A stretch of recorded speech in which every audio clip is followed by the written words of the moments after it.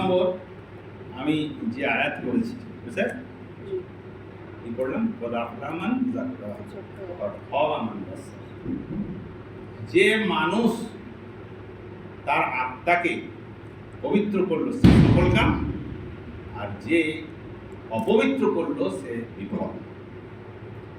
আল্লাহ এই কথাটা আল্লাহ মানুষকে কখন সফল হবে আর কখন বিফল হবে এটা বোঝানোর জন্য বহু কসম করেছে। সূরা শামসে 14টা কসম করেছেন। আল্লাহ সৃষ্টি জগতের কসম করেছেন, কিন্তু বান্দার কোনো অধিকার নেই সৃষ্টি জগতের কারো কসম করা। বুঝছে? আমাদের সব মেয়েরা বলে তো মাথার কসম, ওই অমুক কসম তমুক কসম, সব নাজায়েজ হারাম। কসম শুধু আল্লাহর উপর। আল্লাহ সৃষ্টি জগতের বিভিন্ন বিষয়ে কখনো সূর্যের কখনো চাঁদের কসম করেছেন।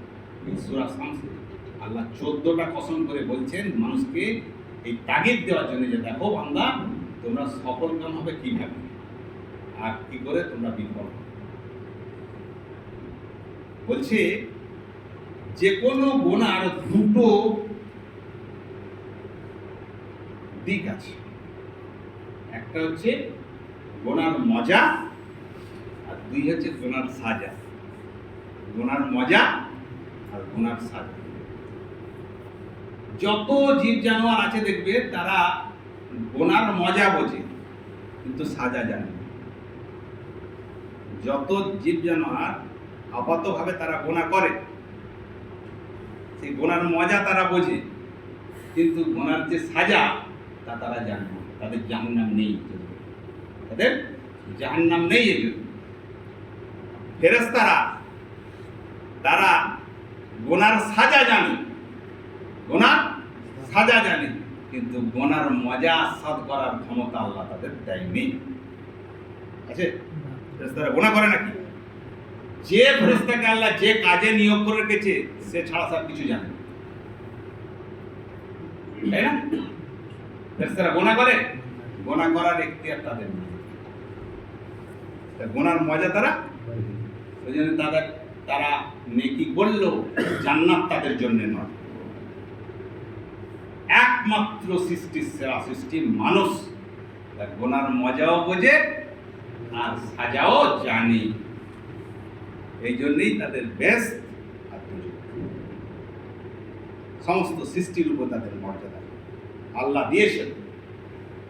গুনার মজা বোঝার যোগ্যতা মানুষের মধ্যে আছে, আর গুনার সাজা ভোগ করারও কি উপভোগ করারও তার যোগ্যতা আছে। এখন কেন এটা করেছে?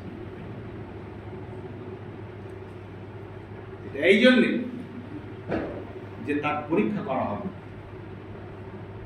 এই পরীক্ষা জীবজন্তুর নেই আর ফেরেশতাদেরও শুধু পরীক্ষা হবে জিন আর ইনসান। যে সে গুনার মজা আস্বাদন করার জন্য গুনাহ করে না আমার আযাবের ভয়ে সাজার ভয়ে গুনাহ ছেড়ে দেয়। কথা বোঝা গেল? কি ভুল বোঝা যাচ্ছে না কি বলছি? গুনার মজা একটা আছে, সেই মজা আস্বাদনের জন্য সে গুনাহ করে না আযাবের ভয়ে সে গুনাহ ছেড়ে দেয়? কোনটা? যদি গুনার মজার জন্য সে গুনাহ করে তো সে বিফল কাম। কেন? গুনার মজা বোঝার জন্য যখন সে গুনাহ করবে তার আত্মা হবে দূষিত, অপবিত্র, বুঝলি? আর গুনার সাজার ভয়ে যখন সে গুনাহ ছেড়ে দেবে তখন তার আত্মা হবে পবিত্র, সে হবে জান্নাতের হকদার। এই কথাটা বোঝানোর জন্য আল্লাহ অনেক কসম করেছেন, বান্দাকে বারে বারে বুঝিয়েছেন যে গুনাহ ছেড়ে দাও আর আমার দিকে রুজু হও, তোমার আত্মা পবিত্র করো। আর যদি গুনার মজা চাও তো করো, আত্মা পবিত্র। এই অপবিত্র আত্মা যদি তওবা করে, আল্লাহর দিকে টার্ন করে, তাহলে ইরেজার দেখেছো? ইরেজার যেমন দাগ মুছে দেয় ওই রকম দিল থেকে সব দাগ মুছে যাবে, আবার সে যেন সেই পবিত্র আত্মা আল্লাহ তার রহমতের করে দেবে। এই তো সব সাধারণ কথা, সবাই আমরা বুঝি, কিন্তু এই আত্মাকে পবিত্র এ কিন্তু নিজে নিজে হবে না,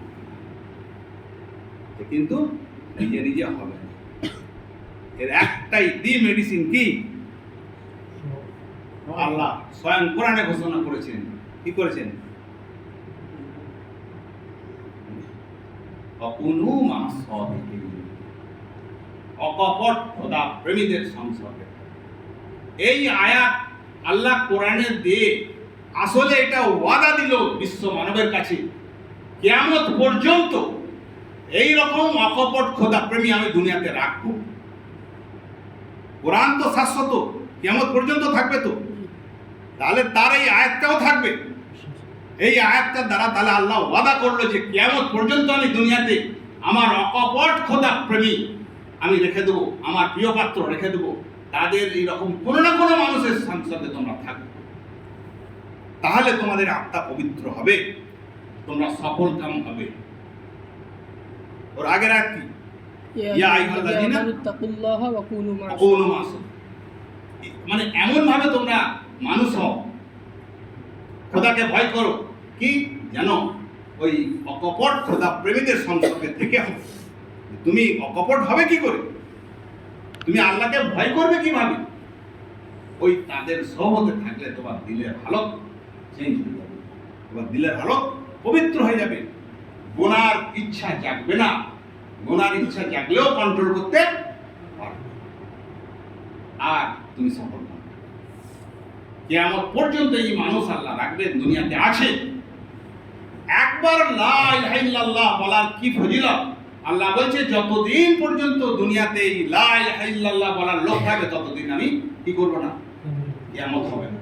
তাহলে শুধু লা ইলাহা এই সমস্ত জগতের থেকেও বেশি গুরুত্বপূর্ণ, বেশি ভারী, বেশি মর্যাদাপূর্ণ। একবার লা ইলাহা ইল্লাল্লাহ, মান ক্বালা লা ইলাহা ইল্লাল্লাহু দাখালাল জান্নাহ, এই আয়াত এই হাদিসে এটাই বলা হচ্ছে। যদি কেউ খালিস দিল থেকে একবার পড়ে লা ইলাহা ইল্লাল্লাহু মুহাম্মাদুর রাসূলুল্লাহ, সে জান্নাতি। ফার্স্ট টেন্সে না হলেও সে জান্নাতি হবেই হবে ইনশাআল্লাহ। তার গুনার কারণে গুনাহ হয় পরেও ঈমান আছে, ঈমান সে জান্নাতি। খালিস দিল থেকে পড়তে হবে। এই কলেমার এতটাই গুরুত্ব যে শুধু এই কলেমা পড়নেওয়ালা লোক যদি দুনিয়াতে থাকে তো আল্লাহ কিয়ামত করবেন না, যদি না থাকে সব এক মুহূর্তে তুলোর মতো পড়ে যাবে। তাহলে এই কলেমার গুরুত্ব কতটা একটু উপলব্ধি করুন।